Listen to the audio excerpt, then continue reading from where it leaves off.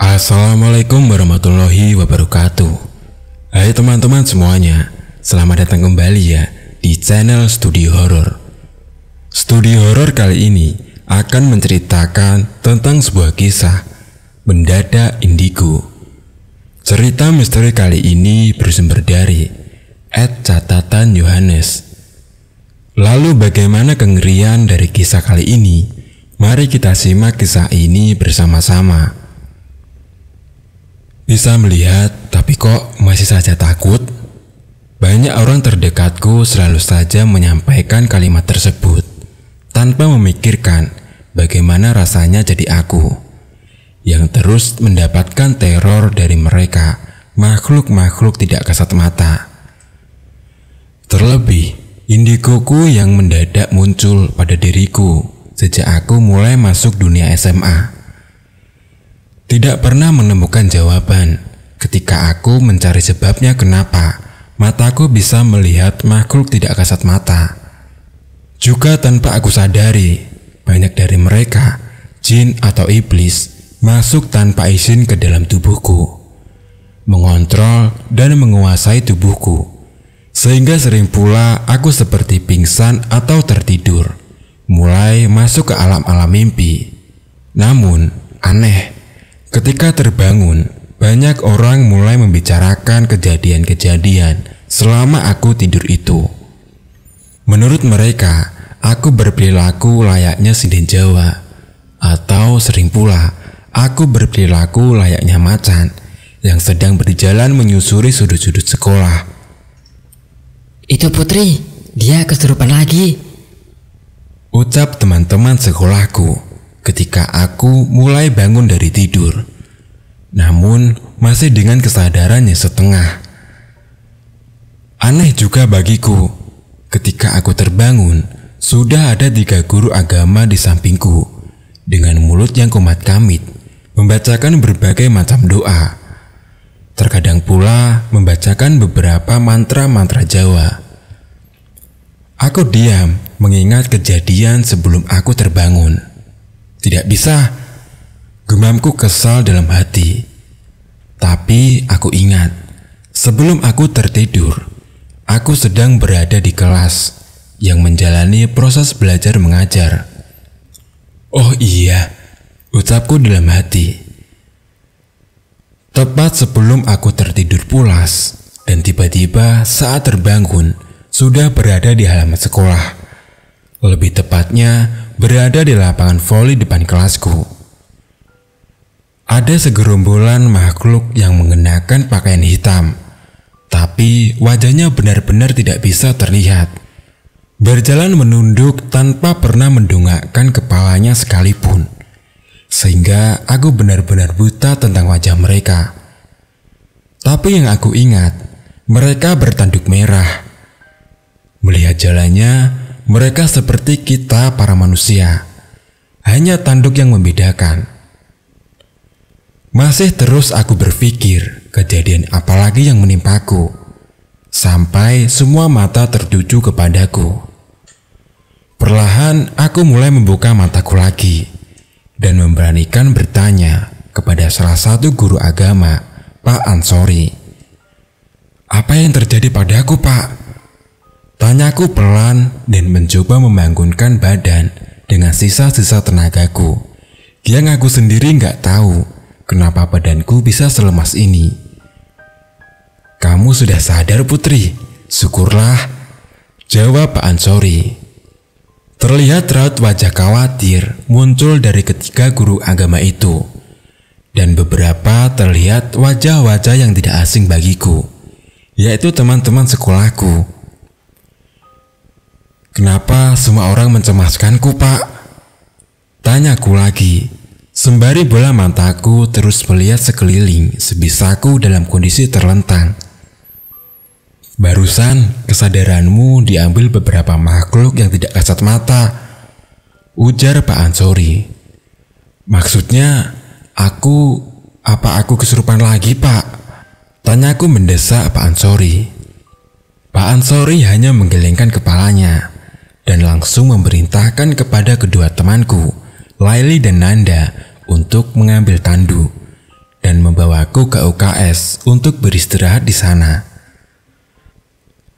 Namaku Putri Leandira. Sejak masuk ke bangku sekolah menengah atas, penglihatanku mulai aneh. Bukan minus ataupun plus pada mata, tapi lebih tepatnya mata batin. Sampai sekarang pun masih belum diketahui asal-usulnya. Bagaimana bisa makhluk-makhluk yang sebelumnya belum pernah sekalipun ada di benakku tiba-tiba muncul di penglihatanku? Ya, seperti yang sering ada pada film-film horor, di mana ada manusia yang matanya seakan keluar, lidah yang menjulur panjang yang dipenuhi dengan darah. Ada juga yang badan tanpa kepala. Terdapat banyak darah di leher yang menetes ke bawah, namun hilang ketika sudah menyentuh tanah. Akal pikirku tidak bisa memikirkan bagaimana kejadian-kejadian yang aku alami ini biar masuk ke dalam logika manusia awam. Banyak kejadian menjanggal yang akalku tidak mampu memikirkannya.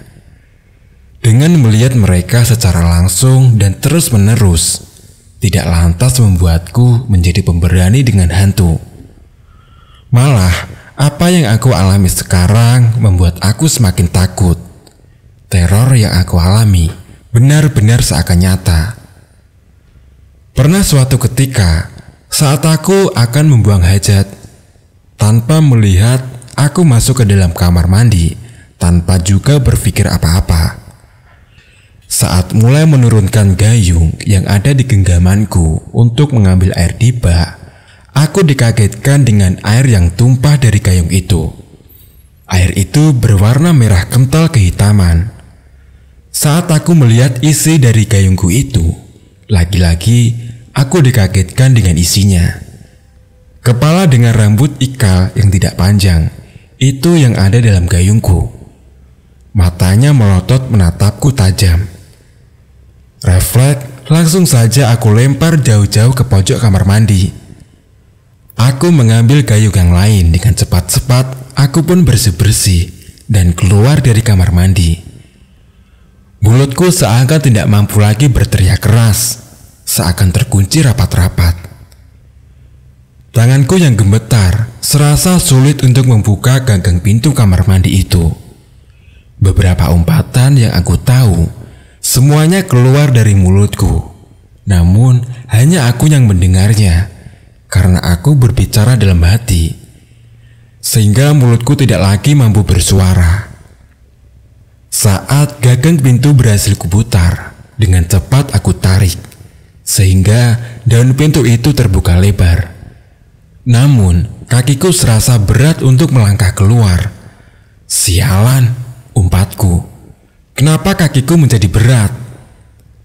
Bola mata yang seakan penasaran dengan keadaan kakiku, refleks melirik ke bawah.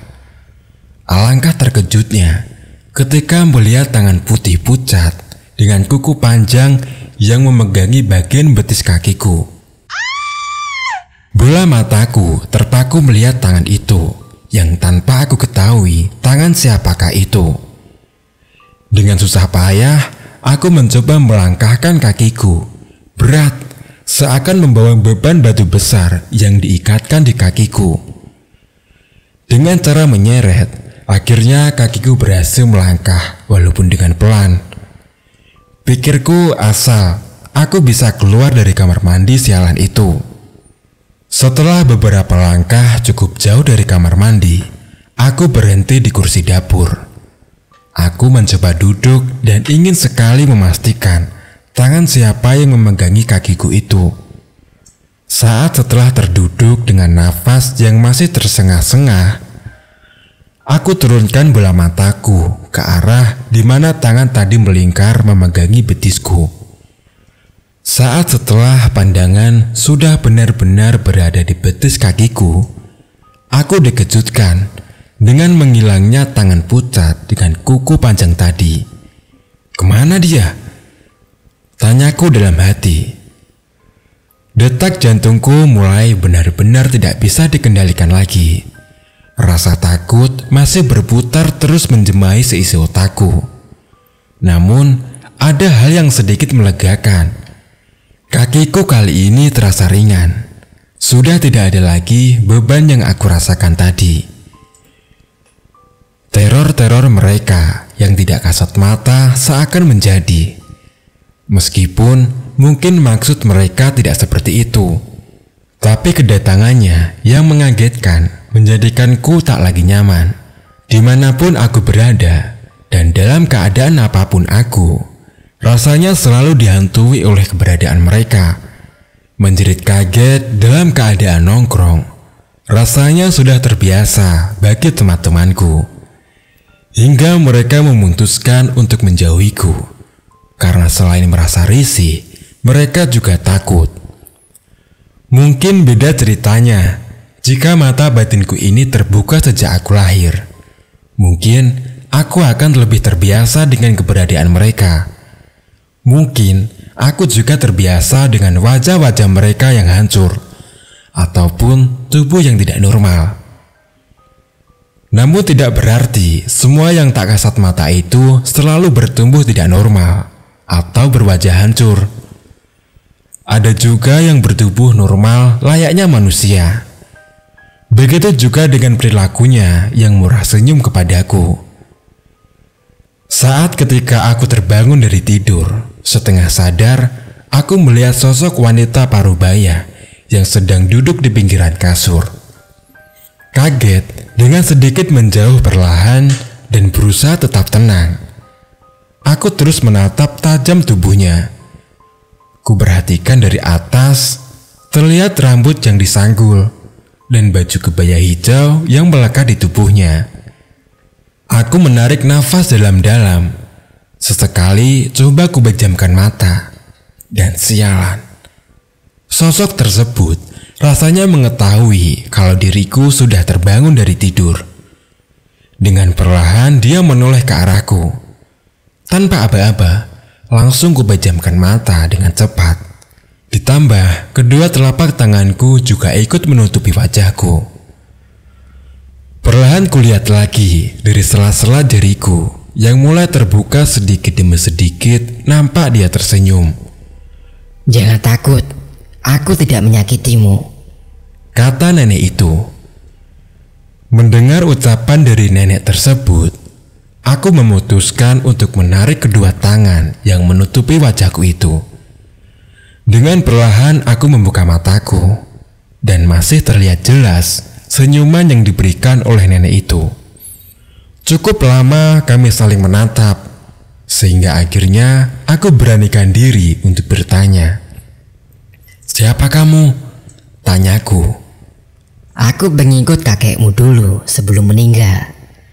Dan aku diberikan tugas oleh kakekmu untuk menjaga kamu, jawab nenek itu. Menjaga aku? Apa yang harus dijaga dari aku? Tanyaku lagi.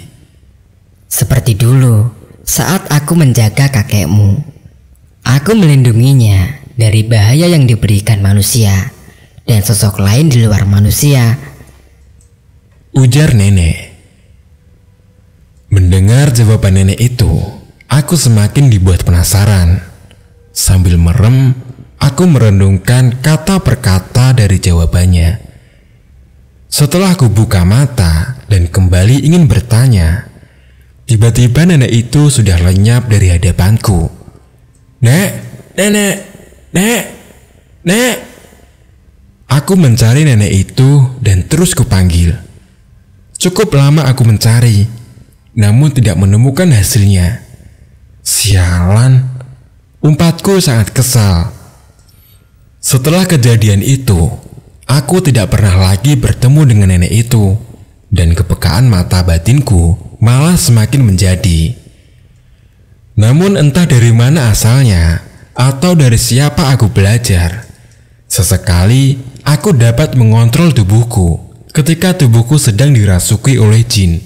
Meskipun jin sudah berada di dalam ragaku, namun aku masih sadar dan bisa mengontrol ragaku. Dan aku juga bisa berkomunikasi dengan jin yang sedang merasuki ragaku itu. Untungnya, saat berkomunikasi dengan makhluk-makhluk sialan yang masuk ke dalam tubuhku itu, aku berbicara dalam hati. Bisa dibayangkan bagaimana jika aku berkomunikasinya dengan suara nyata yang keluar dari mulut. Dasar gila, orang gila baru ya itu. Pastilah beberapa umpatan itu akan kudengar, karena suaranya pasti menembus telingaku. Oh ya, kembali ke nenek berkebaya hijau. Sampai detik ini, otakku masih terus berpikir, apa karena dia menjagaku, sehingga aku menjadi indigo seperti ini? Pertanyaan yang masih belum mendapatkan jawaban. Dan itu menghilang entah kemana. Dan sampai sekarang belum juga kembali menemuiku. Perlahan aku mencoba menenangkan hati dan pikiranku ketika bertemu dengan bangsa mereka, jin ataupun iblis yang bertanduk merah atau bisa juga hitam. Aku menjaga kakekku atau latahku agar juga tidak membuat orang lain takut ataupun risih saat berada di dekatku. Akhirnya bisa juga, meskipun kadang masih membeleset dari dugaanku sih.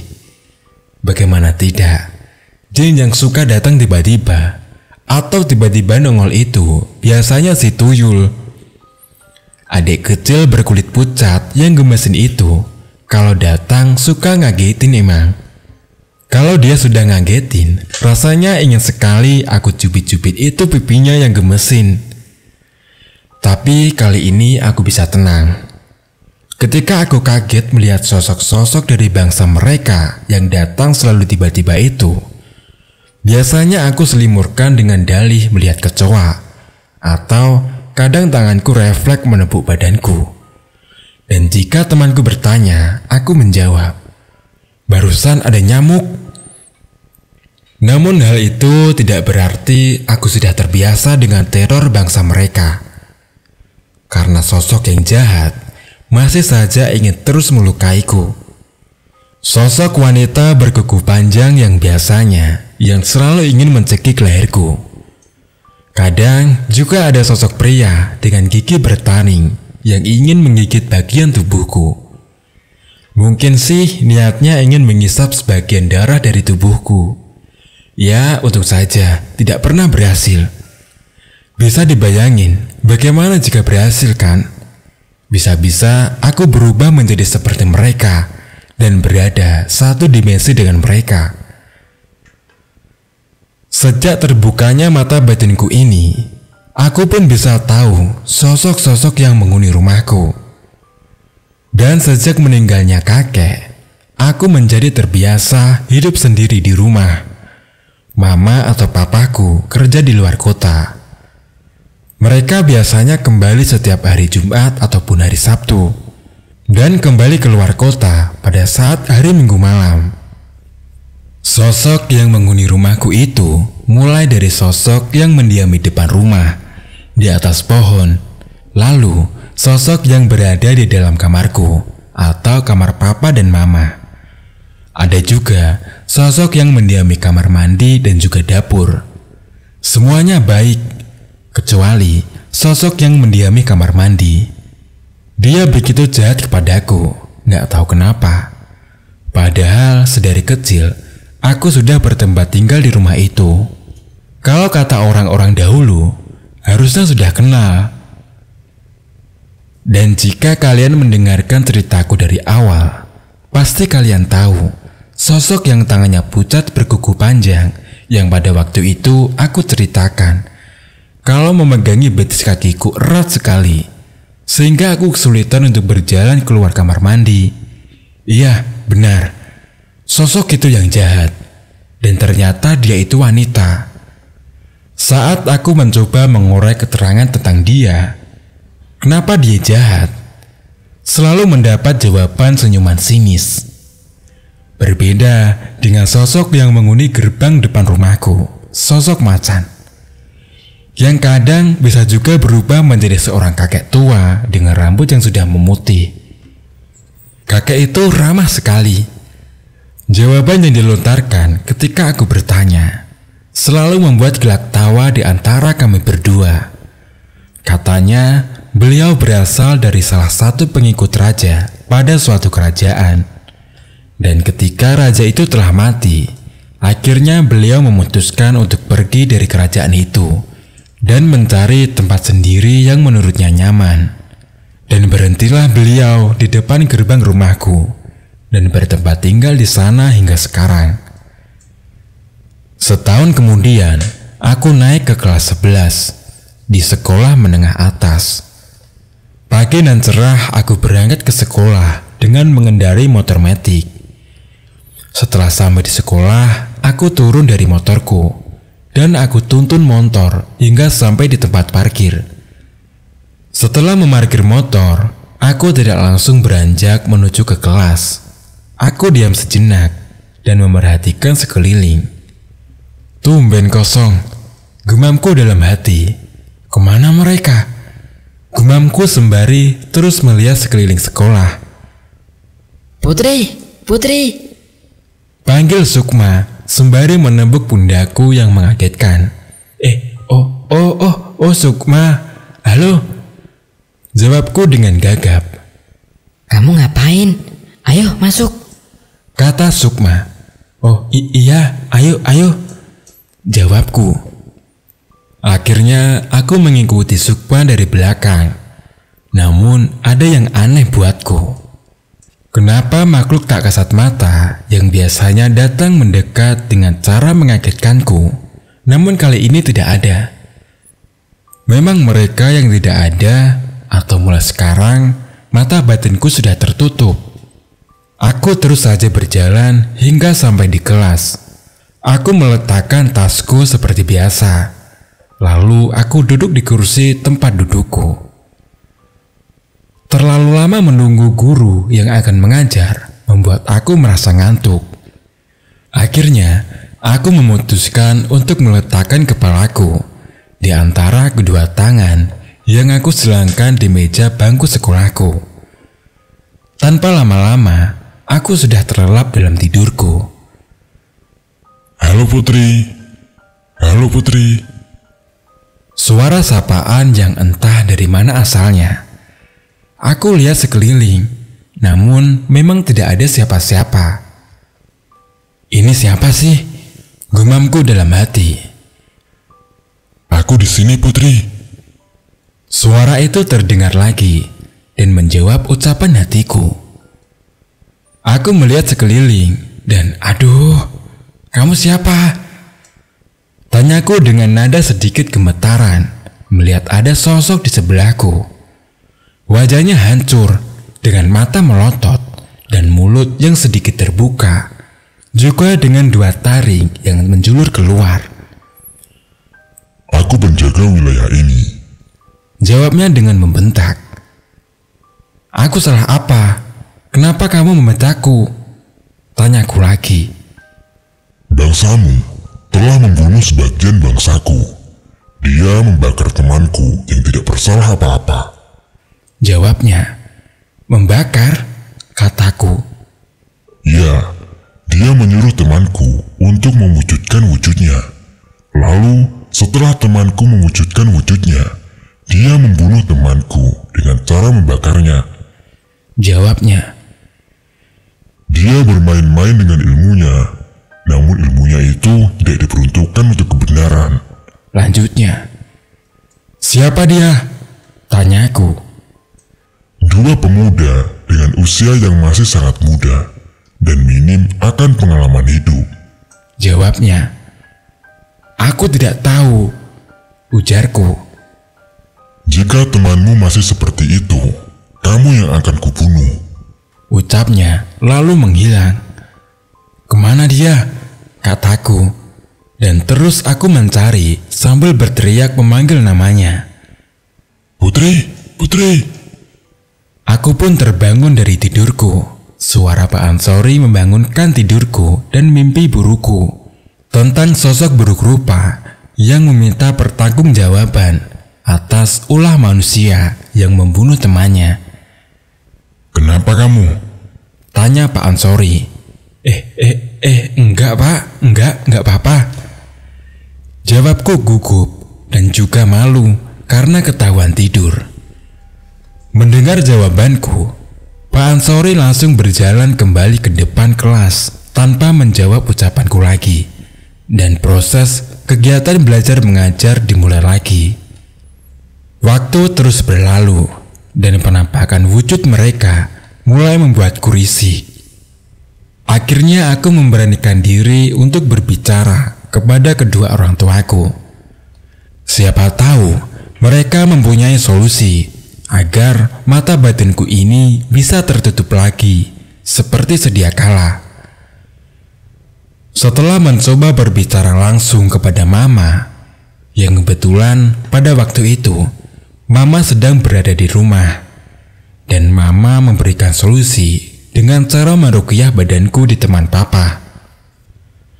Aku tidak berani, Ma, jika harus berbicara ke Papa, ucapku memelas. Biar Mama saja yang bilang ke papamu, jawab Mama menenangkan.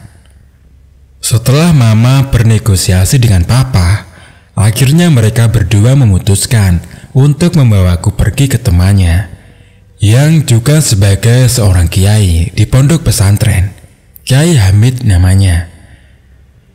Setelah itu, Kiai Hamid langsung menyuruhku duduk di kursi yang berada di dekatnya, dan beliau pun berdiri di belakangku.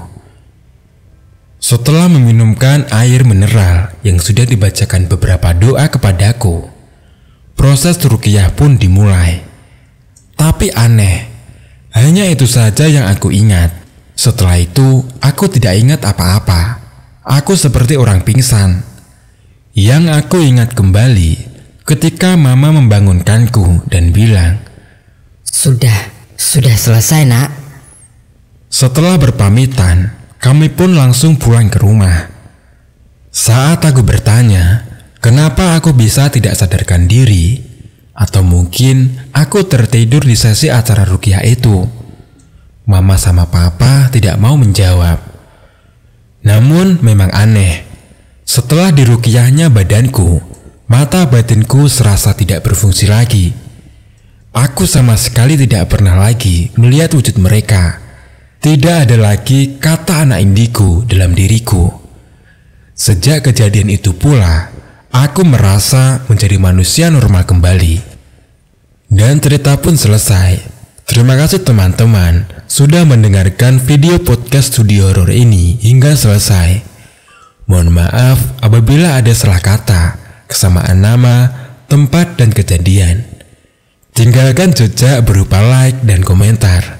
Dan jangan lupa juga menekan tombol subscribe ya. Dan nantikan cerita kami selanjutnya. Wassalamualaikum warahmatullahi wabarakatuh.